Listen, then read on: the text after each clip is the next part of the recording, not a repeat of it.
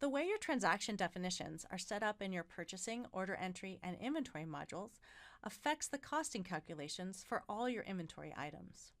We give you a lot of flexibility, but that also means that there are pitfalls that can cause issues with your costing. We've added a few more validations in areas that have caused issues for some customers in an effort to prevent those issues for you.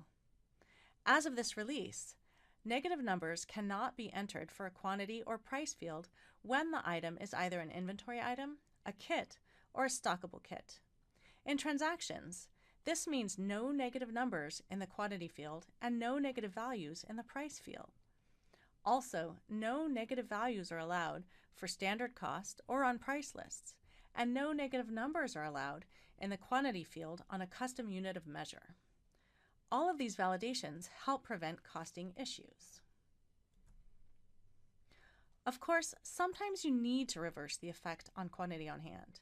In that case, you now use a transaction that has been set up to do that.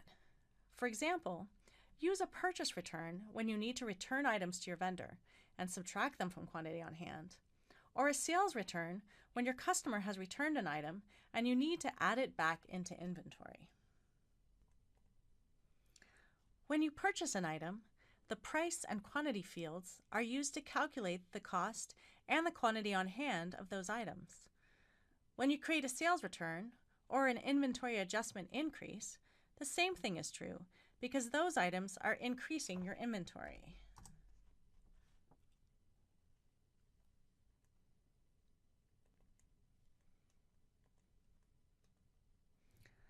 When you sell an item, the quantity of the item affects your quantity on hand.